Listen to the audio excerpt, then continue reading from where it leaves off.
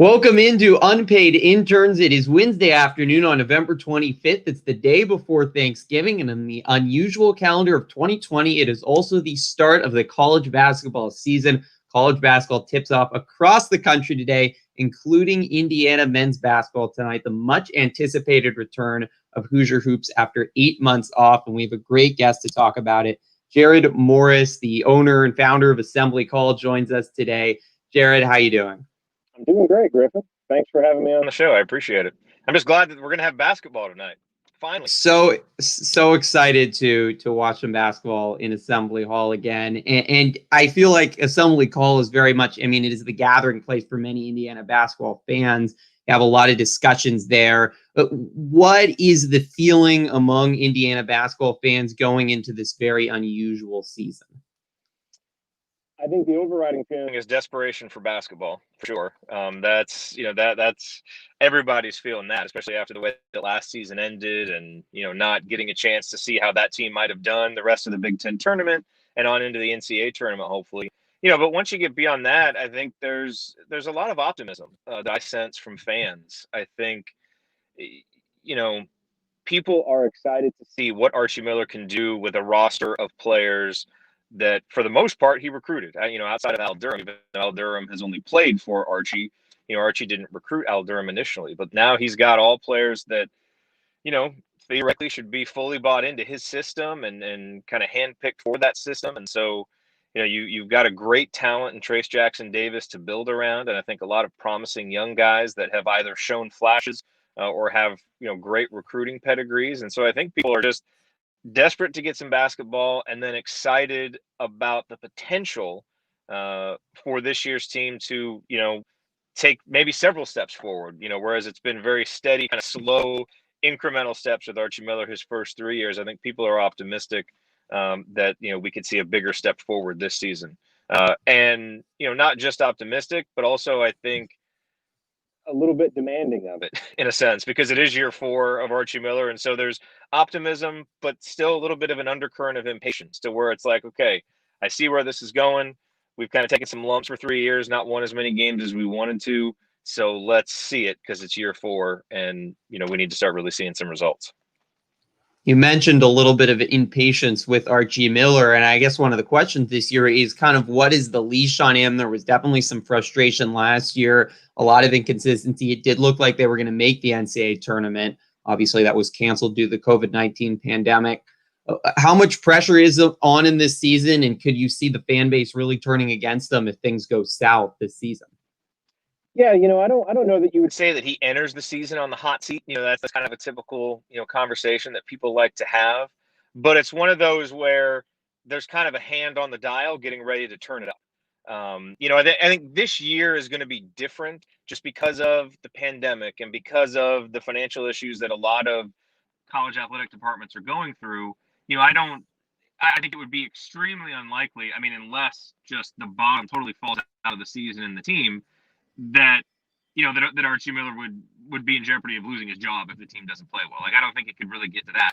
But I do think that if fans don't really see the kind of progress that they're hoping to see, the defense taking another step toward potentially being elite, because that's one of the things that Archie talked about when he first came aboard, is really building a defensive identity. And we've seen it be better, but we haven't really seen it be elite. And then obviously the offense has really lagged behind, so getting the offense up to a point where it's more consistently productive and more aesthetically pleasing. I think those things don't happen and the wins don't follow. Fans are going to get impatient. And I think what you would see then is next year, especially with, a little bit of the halting of the recruiting momentum, over the last few months, I think then next year, Archie would really enter on the hot seat. So I think that's kind of where the pressure is. I think, fans were generally pleased with how the team ended last season, optimistic about what they could have done if the season could have kept going.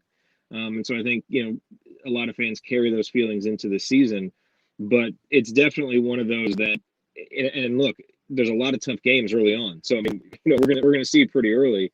I think if the results aren't better, you'll start to feel a little bit more of that impatience come out from the fans. IU has 4 new freshmen on the team this year is the big change, but I think also has fans very excited and most excited certainly about Christianlander, 5-star guard, was ranked the number 13th player in the country, decided to reclassify and move up a year. He's very young, but very talented. What are you expecting from him? What kind of energy and change of play can he inject into this IU team? I'm fascinated to see what he brings. And I think I mentioned, just a little bit ago about kind of the halting of the recruiting momentum.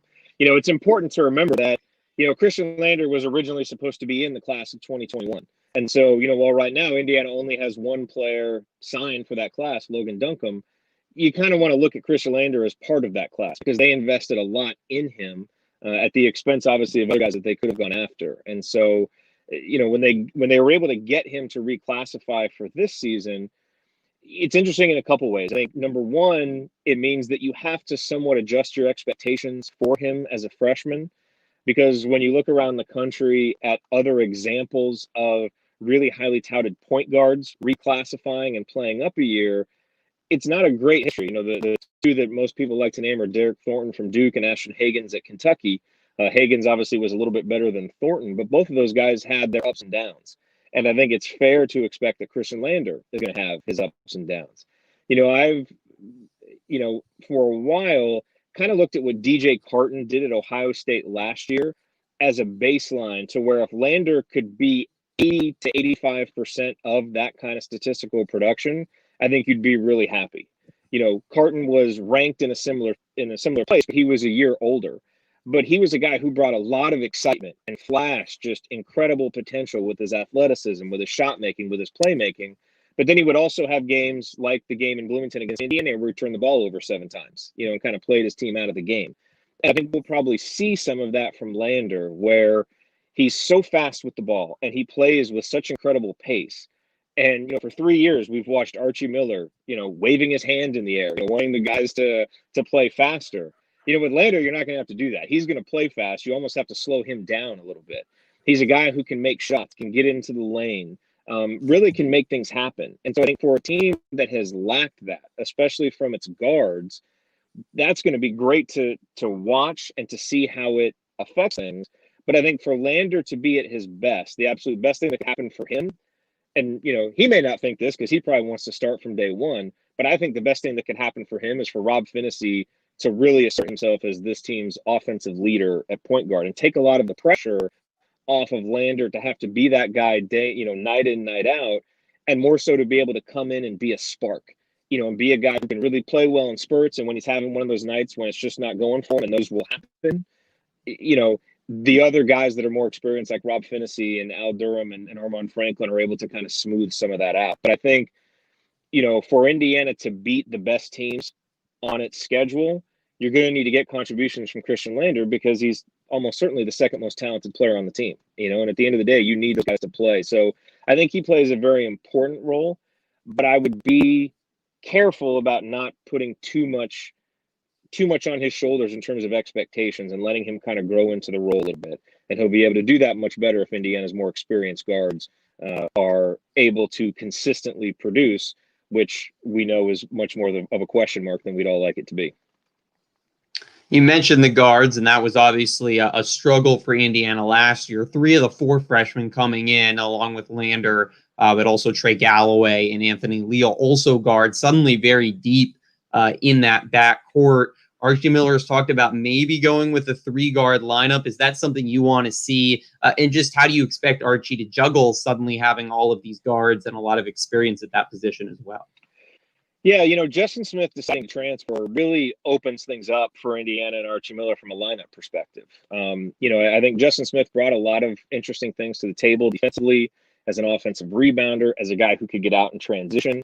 And I think losing him probably makes the potential floor for this Indiana team lower, just because, you lose depth, you lose experience, you lose a good athlete, some of those things that Justin Smith was. But with him leaving, now you don't have a guy slated for 30 minutes playing, at the quote unquote small forward position that is a non-ball handler and a non-shooter. And so now Archie Miller's really going to have more freedom to play 3 guards, or, to see if a guy like Jerome Hunter, can play some 3, but be a guy playing the 3 who can actually make outside shots as opposed to what Justin did. And so I think, when you look at again, with Fissy, with Armand Franklin, with Al Durham, with Galloway, with Leo, the guys that you mentioned, there's a lot of versatility there depending on the matchup. I think with Rob, he's the guy that you're going to give the ball to and say, go run your team. And you hope that he's locked in to play 30 minutes a game, because what he gives you defensively, what he gives you offensively can really be the catalyst for you. And then, with Al Durham, he's your best shooter, and he's your most experienced guy, and he's your best free throw shooter. So, you're going to want to keep him on the court for those reasons. And then it's going to be interesting to see who fills in around them, because, Armand Franklin, I think it's going to be very hard for Archie to keep him off the court because of his defensive versatility. That's one of the things that you lose with Justin Smith gone, but it's one of the things that Armand brings. And so if Armand can make outside shots and be a little bit more productive and consistent offensively, he's going to make it really hard to keep him off the court. And the same goes for Trey Galloway, because he's already going to be a really good defensive player. And if he can make shots, it's going to be hard to keep him off the court, because he brings that toughness, brings that grit. And then Anthony Leal, is obviously known as a really good shooter, a hard worker. Sometimes with shooters, that doesn't always translate the freshman years. The game is faster, the guys are longer. So I'll be interested to see what he's able to do. But I think you're going to see Archie, and of course, I didn't even mention Lander in there, who's the most talented of all those guys. So I think it gives Archie a lot of options to mix and match those guards based on the matchup, based who's playing well on a given night. And I think where that's really going to pay dividends is in practice. We've already kind of heard some stories, from practice about those guys getting into it and really competing hard. And so I think as those guys make each other better, have to compete for minutes, and then also have different traits that can work in different games, whereas before, the backcourt was such a question mark. And especially last year, you were just kind of hoping, okay, are we going to get a good Devontae game or a bad Devontae game? And that was kind of going to determine how Indiana was going to do in its big games. You lose a little bit of that explosiveness, but I think you should theoretically gain more consistency and gain more matchup flexibility because of the different traits that all these guys bring to the table. Trace Jackson Davis was by far Indiana's best player for most of the season last year, runner-up for Big Ten Freshman of the Year. Many people say you make the biggest jump from your freshman year to your sophomore year. What do you expect? What can be, I guess, the ceiling for him this year? And how does IU complement things around him to make him the best player he can be? It's a good question. Trace was awesome last year, and not just for freshmen. He was just an awesome player. Now, that doesn't mean that he was perfect, obviously. He had several games on the road where he really just didn't bring it, especially in the middle of the Big Ten season. And then he kind of got that turned around. I think he had that great game at Minnesota and really played more consistently from there on out. And so I think what you need from Trace this year is to be the guy that Indiana can count on every single game, to where you're saying, all right, a double-double is kind of the floor for what we expect from you tonight. And then every now and then, go out there and give us one of those 25-15 games. He's got to be that rock that everybody else can count on, the sun around which everybody else orbits, all that stuff. And I think he can be that guy. Archie has talked about this offseason, talking with Trace about, look, if you're going to come back, you need to come back to be an All-American. And I think Trace can do that. I think the ceiling for Trace is to be a first-team All-American. I think he's that talented. And I think the way that Indiana's lineup set up this year are going to make life easier on him. Not having Justin Smith is going to make life more difficult for Indiana defensively, and it's probably going to make Indiana not quite as good of a rebounding team. But in terms of what Indiana is going to be able to do from a spacing perspective, from a pace perspective offensively, I think it's really going to play into what Trace does well, because he's good with his back to the basket, very skilled guy with good footwork. He's got good toughness. Obviously, he's really adept at finishing with his left hand, and we need to see if he can get better with his right hand. It also would be nice to see him be able to step out and make some shots. We don't know if he's added that to his arsenal. But where he's so good is getting out in transition, being on the move. And so I think if Indiana can get him the ball on the move, kind of going downhill toward the basket, with his athleticism and his quickness, that just makes it really hard to cover him. And Indiana didn't have that ability as much last year because everything was so clogged, because you didn't have to guard Justin Smith, and sometimes you didn't even have to guard, a guy like Rob Finney, but he wasn't shooting well. And so if you can surround Trace with more shooters, and then, you open things up for Trace, whether he's playing with Race or whether he's playing with Joey Brunk, that's really going to be helpful. And the other thing I will say is having those two guys really helps protect Trace on the other end, and is going to help keep him on the court more because he's going to be less prone to picking up fouls because Joey Brooke and Race Thompson can take the tougher defensive matchup. And Trace can be a guy more that can use his athleticism, play on the weak side. He's a tremendous weak side defender, but can struggle sometimes with rotations and some of the other things, that happen. But when he's just reacting and using his athleticism, he's tremendous. So, all those physical skills. And I think the other thing that you have to put into the equation with Trace is he's just a great competitor. I remember it just, usually, we talk about Hoosier hysteria and kind of how much of a throwaway event it is. And sometimes it is if you're trying to see anything that you can extrapolate into the season. But I still remember back to last year's Hoosier hysteria, there was he made a turnover or something happened and he got really mad and you could see it on his face that he was upset. And he went dominated the next 2-3 minutes of it. And I remember kind of making a note to myself okay, this guy has a competitive streak. He's got a fire to him. And we saw that many times last year. And so I think, now that he's not a freshman, and he's the best player, guys are going to feed off of his energy and his confidence and his competitiveness. And so I think if he embraces that role and is ready to go every single game and doesn't have the games he had last year where he just kind of didn't show up, he's got a chance. Luka Garza is the favorite to be Big Ten Player of the Year, and maybe Ayo Dosunmu after that. But I think Trace can be right at their level and potentially be, an All-American if he puts it all together. High praise certainly for TJD. One of the biggest problems for Indiana last year on the offensive side of the ball, they would just turn over the ball in bunches. They would be unable to make shots, and they would just have these long droughts where they could not score. At Rutgers, at Penn State, home against Wisconsin, some of the notable times that happened. And it seems like that's really happened throughout the Archie Miller era. We've mentioned maybe some of the pieces that can help with that. What's the number one key, though, you think, to making sure those long droughts both don't happen in games and also over the course of the season? Obviously, 2 years ago, we saw where they lost 12 of 13, and they had a stretch in early January last year where I think they lost 5 of 6.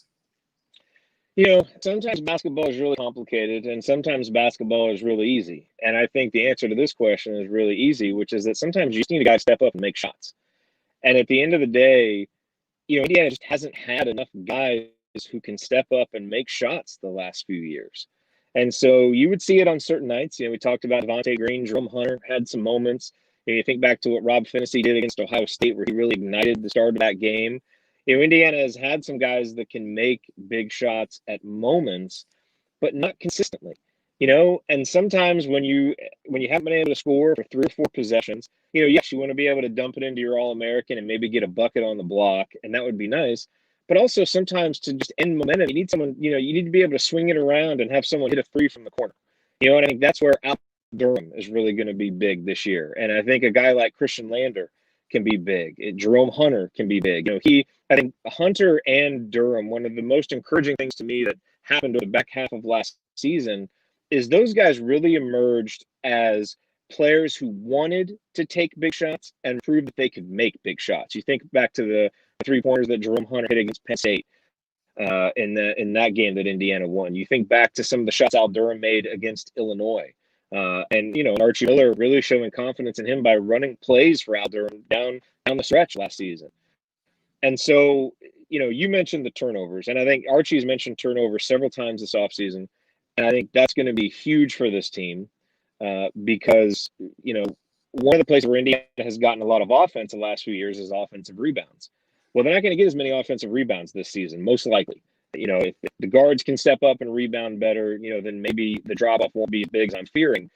But I just don't think we'll be as good on the offensive glass. And so that means if we're going to get more opportunities to shoot it, then we need to value possessions more and not give it over with turnovers. And so if they can do that, and if this can be a better shooting team, which I think they can be, I don't know if they'll be drastically better, but I think they can maybe get up into the 33-34% range in terms of 3-point shooting. That's going to really help end some of those droughts because you just sometimes need guys to step up and make shots. And I feel like Indiana has a few more guys now that are both willing and able to take some of those shots and make them.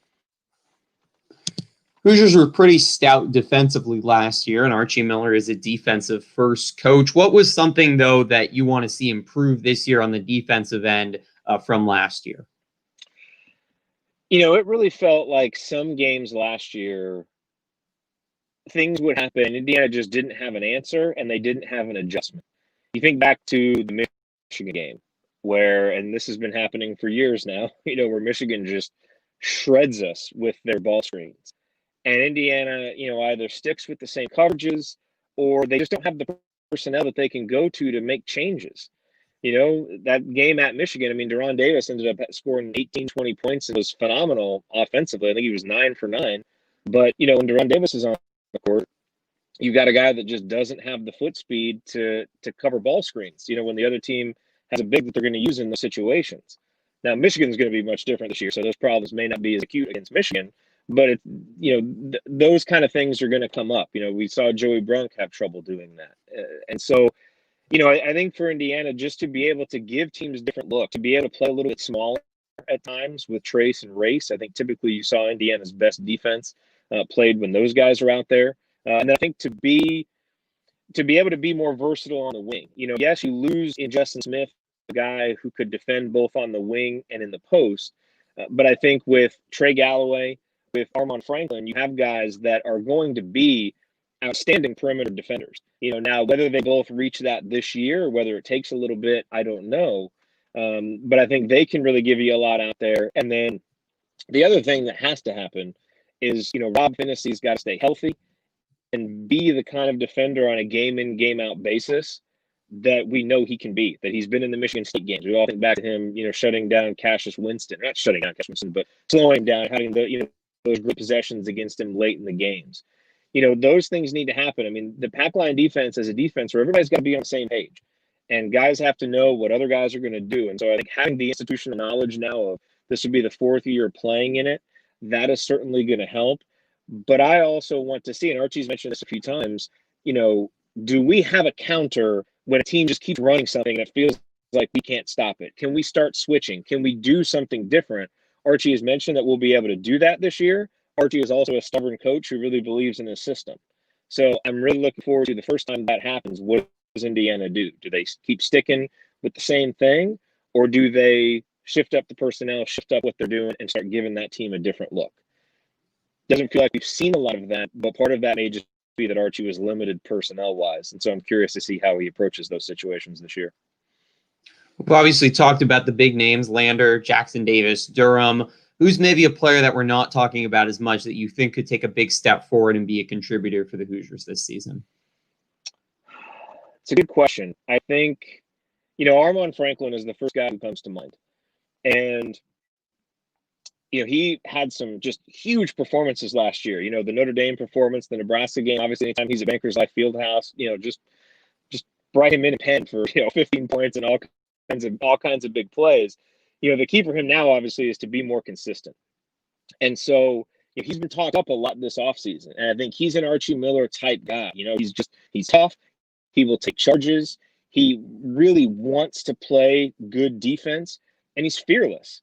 I think back to the Michigan State game when Indiana had a little lull in the first half of that game. Armand came in, and he just took the ball from the wing and just drove and scored. And he would drift in and out, and there would be some games he wouldn't make his presence felt.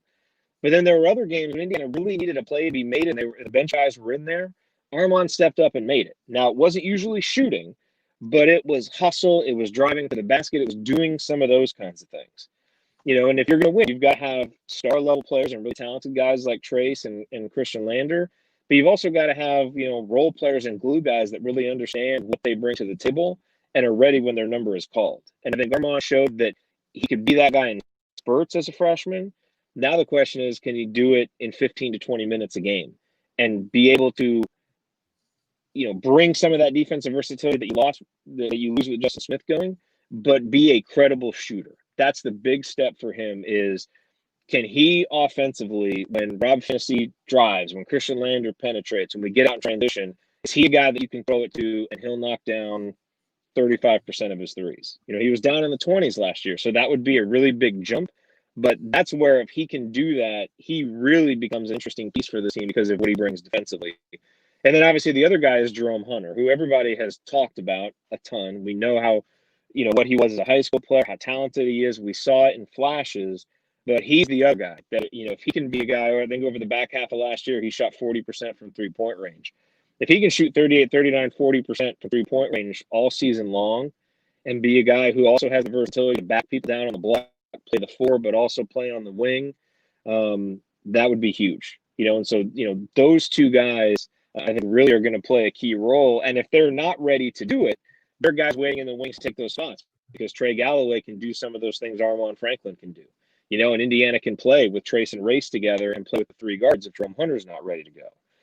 So they're big X factors, I think, for Indiana in terms of having the kind of depth Archie Miller wants, and in terms of being able to play more lineups that have 3 or 4 guys on the court that can shoot at any given time, which, think of all the possessions over the last 3 years that we have spent with only 1 or maybe 2 shooters on the court. It just makes basketball so hard.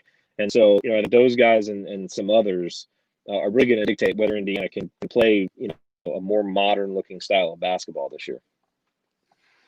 Hoosiers were very bad on the road last year. Only 2 true road victories last year, and they were against 2 of the worst teams in the Big Ten, in Minnesota and Nebraska. Obviously, this season it's going to be a little different. At least right now, no fans allowed at Big Ten games. The Florida State game, I believe, will have a sizable number of fans, but probably besides that, even if some fans are allowed at Big Ten games, it'd be very nominal. But also at Assembly Hall, the Hoosiers have been very good, one of the toughest places to play in the country. Also not going to have any fans, or if it does, again, it'd be a very small number. How does this benefit Indiana? Does it hurt Indiana, or is it, it just kind of move? I don't know. I've gone back and forth on this. I think obviously Assembly Hall is a tremendous home court advantage for Indiana. And part of that certainly is, support that you get from the fans, and how loud that place gets, and just, the adrenaline that you get, when that you've got 17,000 plus, fans going nuts for you. Yeah, but part of it also is just the comfort level of being at home. And then especially in COVID age, traveling is even more difficult. So, I don't know. So for what Indiana will lose, not being able to have those insane home crowds at Assembly Hall, they're also not going to have to play against an insane crowd at Mackey Arena or at the Breslin Center or, these other places that they go. And so I think what it's really going to do is, I think it just means that, kind of more often than not, the better team overall is just going to win through execution, through consistency, and because of talent. And I think, Indiana really struggled on the road because their best player last year was a freshman who was really inconsistent, just mentally on the road in Trace. That should be better, both just with him being a year older as a sophomore, and without, some of the extras that you get from the arena. But, the other thing is, if you're going to win on the road, you've got to have good guards. Why did Wisconsin beat Indiana on the road last year? Because once it got down to crunch time, Indiana turned the ball over, and Wisconsin could count on Demetric Trice and Brad Davison to just make solid plays. And so Indiana has to get to the point where, Rob Finney may not be a superstar, but you can count on him to make good plays in the clutch. And dang it, there's Al Durham again. He always, makes those big shots. Can Indiana be a team that has those guards that other fans look at and are like, God, those guys are so solid. They just always make the good, the big plays at the right time. And Indiana hasn't had that. They've been so inconsistent in terms of their guards. And so that's what's really going to dictate the season for me, both at home and on the road. It's just how consistent can those guys be? And if they can be better, there's a big opportunity, because the Big Ten graduated or lost a lot of guards last year. Cassius Winston isn't there anymore. Xavier Simpson's not there anymore. Anthony Cowan's not there anymore. So there's a void now for the next crop of kind of who are going to be the elite top level guards. You certainly look at the guys that Illinois has, and Michigan State has some talented guys, and you kind of go on down the list. Now Indiana's guys need to step up and assert themselves that, hey, we're one of the 3 or 4 or 5 best groups of guards here. And if they can, that's going to allow them to win more of those games. If they don't, we're probably going to see more of the struggles on the road that we've seen over the last few years. The one other aspect of the schedule that is difficult, or the one aspect of the COVID effect on the season that is difficult for Indiana, is the schedule, and a non-conference schedule that's very difficult, going to Asheville to play in the Maui Invitational next week. Really just kind of 2 pillow puff games, or whatever you want to call them, against lower D1 opponents. And then their Big Ten schedule came out last week. It's especially hard this season. We've seen Indiana in a normal year go through long stretches where they've struggled. Is this a big concern for you, the challenging schedule, especially for a team that has 4 freshmen that are all going to likely get some playing time? It's a little bit of a concern. That obviously, I think, jumped out to everybody. Just how difficult it is, how many double plays Indiana has against the Big Ten's best teams, and how a lot of the single plays, are against some of the lower tier teams.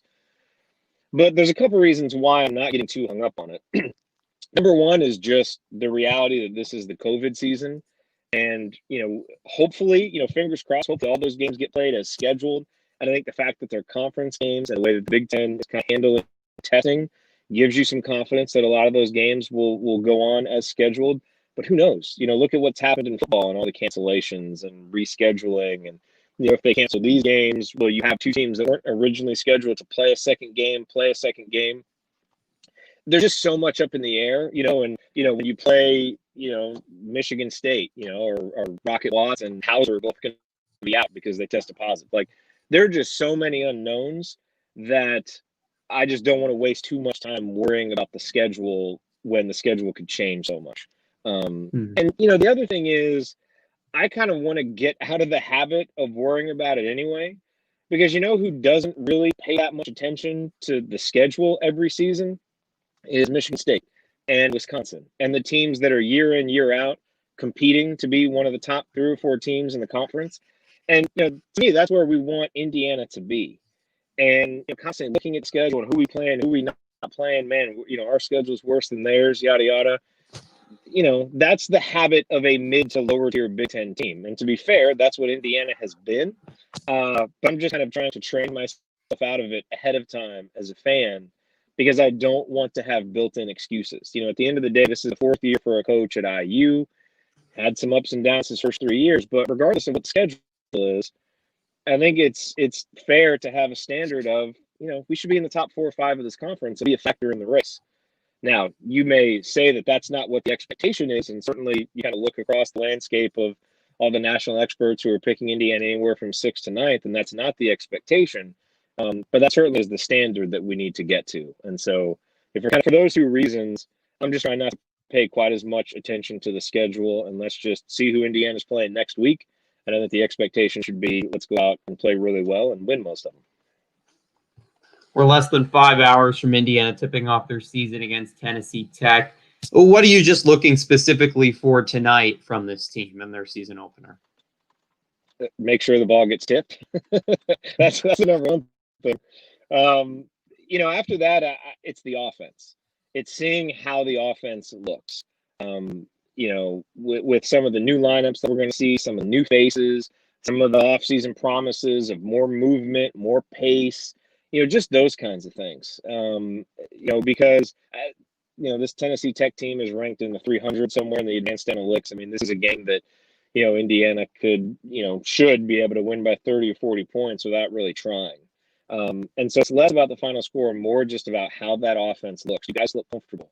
Does this look like a team that has kind of, better chemistry offensively, since a lot of these guys have played together either at IU or they played together in AAU if they're young guys? That's a nice thing about some of these young guys like Lander and Trace and Trey and Anthony Leal. They may not have a lot of experience yet at the college level, but they have experience with each other. And we just haven't seen Indiana play with much chemistry and togetherness offensively for 3 years. And so that's what I want to see. And we're not going to get a full picture of it just because of the opponent and because this is the first time out, and there will probably be jitters and different stuff. I mean, you can only take so much from the first game, but I just want to see if the style that they're playing and the confidence that they're playing with is changed from the last few seasons. Because if it is, I think that'll bode well for what Indiana can do against Maui. But if we see some of the same type of struggles that we've seen even against the cupcakes that Indiana has played in the past, then that's going to make me a little bit nervous, about what this team is going to be able to do early in the season. And they just don't, last year they had 7 games to kind of ease into things before the Florida State game. They don't this year. They've, it's going to be a tough non-conference schedule, and they've got to rack up wins because the Big Ten is going to be tough. And so how ready are they going to be for Maui? I think a lot of it will be dictated by how just how well the offense is functioning here early in the year. All right, Jerod, last question for you. Let's get some predictions. Where does this team finish in Big Ten play? Do they make the NCAA tournament? And if so, where are they seated? Yeah, I think it's going to be important. One of the things that I've tried to do this offseason is maintain the distinction in my head of the difference between standards and expectations. I think it's absolutely fair, as I mentioned earlier, that the standard should be that Indiana is a top 4 team in the Big Ten, a factor into the last week. This team should be a factor in the Big Ten race. That should happen because Indiana and the coach has had 4 years. And I think there's enough talent there to do it. My expectation is a little bit lower than that, and I hope that my expectation is wrong. There's kind of a big morass of teams between about 5 and 10 that you could probably argue any way, any order, and it would make sense. And I think the most likely outcome is that Indiana finishes kind of in the middle of that pack. I just think there are a lot of question marks, a lot of things that we need to see from the guards that we haven't seen. Things that we need to see from guys like Jerod Hunter and Armand Franklin that we're hopeful for. We've seen it in flashes. We haven't seen it consistently. And just how well is Archie Miller going to be able to adjust to this roster and put them in a position to maximize what they have, because I just don't think we've seen that for 3 years. So I'm hopeful that I'm going to be wrong, but I just think based on what we've seen, it's most likely they probably finish somewhere around 7th or 8th in the Big Ten, but that will also be good enough to make the NCAA tournament. I do think they'll be good enough to be a tournament team. And I think they have a ceiling to be, as high as a 3, 4, or 5 seed and be up in the upper echelon of the Big Ten. I think they have that ceiling, but a lot of things have to go right. And if we've learned anything about these first 3 years of the Archie Miller era, we enter the season with a lot of question marks. A few of them may be answered in the positive direction that you want, but a lot of them, are either going to flatline or even fall short of your expectations. Maybe this is the year where everybody develops and they gel and all that stuff happens and it's better than I'm thinking. But I think probably 7th or 8th is the fairest expectation right now. Well, Jerod, we really appreciate your time today. So excited to see Indiana basketball back on the court. Great insight. It's going to be a really interesting season. Yeah, it is. Thanks a lot for having me on, Griffin. And I just can't wait to watch some basketball tonight. Indiana men's basketball tips off against Tennessee Tech tonight, 8 o'clock Eastern time on BTN. It's going to be a lot of fun as the college basketball season gets underway. We will be off on Friday. It's going to be a post-Thanksgiving hangover of food, a food coma, I guess you call it, for many of us. So we'll be off on Friday. We'll be back on Monday talking more college sports. Until then, for Jerod Morris, I'm Griffin Epstein. Have a great Thanksgiving. Enjoy the return of college basketball, and we'll talk to you real soon.